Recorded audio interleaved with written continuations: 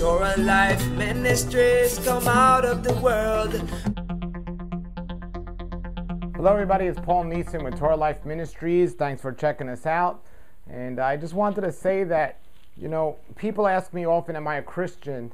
And I have to answer to them in reply. I say, well, I'm Jewish. And they go, well, you talk about Messiah, so how could you be Jewish? I say, well, Messiah was Jewish too. And they go, yeah, but a Christian is not the same as Judaism.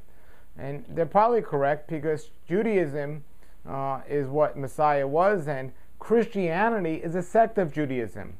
And see, people don't understand the history, because most Christians today, they just follow what's popular, and what's popular is the Christian way of following Constantine.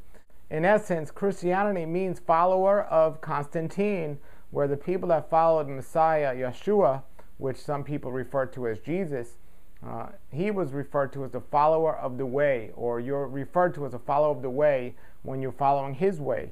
So my question to everyone out there is, what way do you follow? And when somebody asks me, am I a Christian? I say, well, I follow the way of Messiah. And they say, well, Yeshua's Messiah. And they say, well, who's Yeshua? Most people say. I say, okay, you want to call him Jesus. I follow the way of Jesus. And then they say, well, you are a Christian. I said, well, then you can't be a Christian. And they say, why not? I say, because you don't follow the way of Jesus. And they go, what are you talking about? I go to church. I even accepted Jesus as my Messiah. And I say, yeah, but accepting him and going to church doesn't make you a believer. It says follow the way. I said, do you know the ways of Messiah? And they say, well, I know what the church tells me about that. And I said, okay, but do you know the ways of Messiah? And, how can we know what the ways of Messiah are? Well, he teaches us in his scriptures. And when Messiah was here, what did he teach out of? He taught out of the first 5 books of the scriptures, known as the Torah. And he also spoke about the prophets, everything in the original covenant that was found. And then a Christian or a so-called believer would say to me, but that was the old, but I'm going to do the new. Well, the old was just restored. That's how important it was. And he said it's so important to put that on our heart to make sure we follow it. When Jeremiah says, I'm going to give you a renewed covenant, it wasn't doing away with the original. He was restoring it because it was that important. We have to understand, everybody, that he wanted it to be on our heart. What did he want to be on his heart? The guidelines and instructions of our Creator, known as the Torah.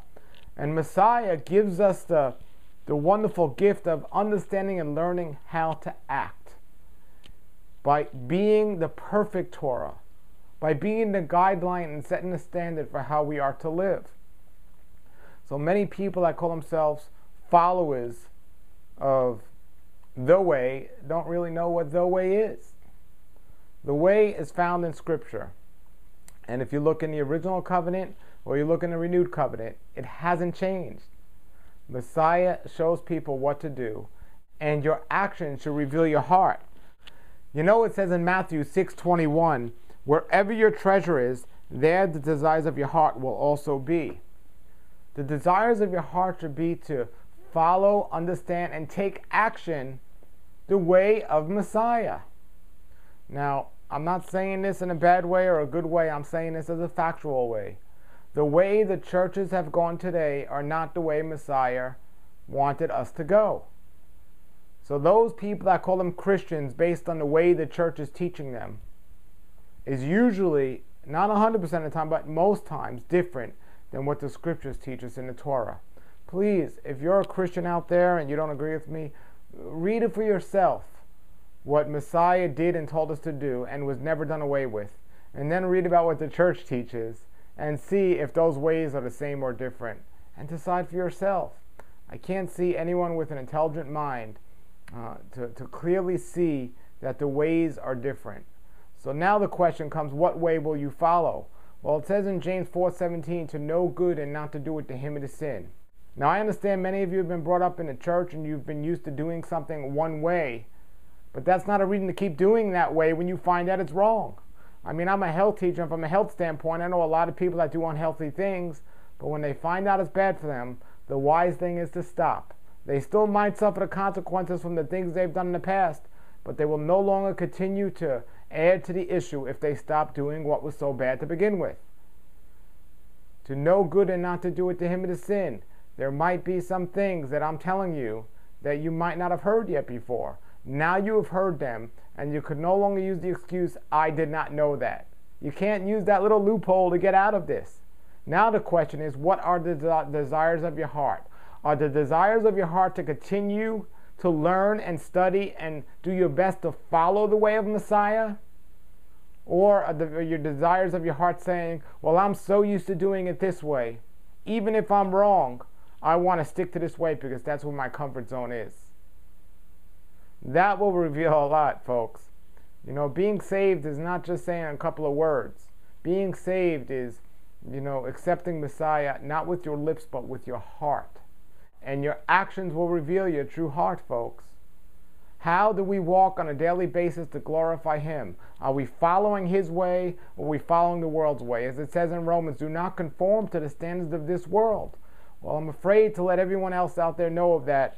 The church today is conforming more to the standards and the way of the world than they are to the way of our Creator and the way He wants us to act. But the great thing is, we still have a choice which way we want to follow.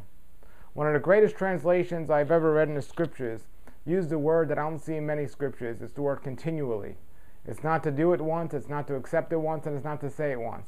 It's to continually, on a daily basis, to glorify a wonderful Creator and to really realize where we truly are with Him is to have a desire in our heart and take action to follow the ways of Messiah and to study those ways every single day so it's no longer just written on paper, it becomes on our heart.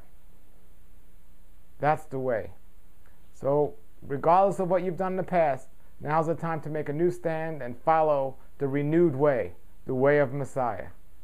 If you have any comments or questions about what I just said, please post them below the video and I'll be happy to reply to them. If you have any other questions about what I'm teaching here and what I'm talking about and you want to learn more about the ways of Messiah, just go to my website, which is www.healthwatchman.com, and just click on the tab about Torah Life Ministries and you can see tons of videos that talk about the ways of Messiah. Until then, everybody, I pray that you follow the way with joy and you understand He says, my commandment shall not be burdensome to those who love me. And if you truly love Him, He says in His Scriptures, those that follow my commandments are the apple of my eye. All right, everybody, this is Paul Neeson with Torah Life Ministries. Have a great day and shalom, shalom. Torah Life Ministries, come out of the world. Messiah people, seek the truth. Come out of the world, oh my people.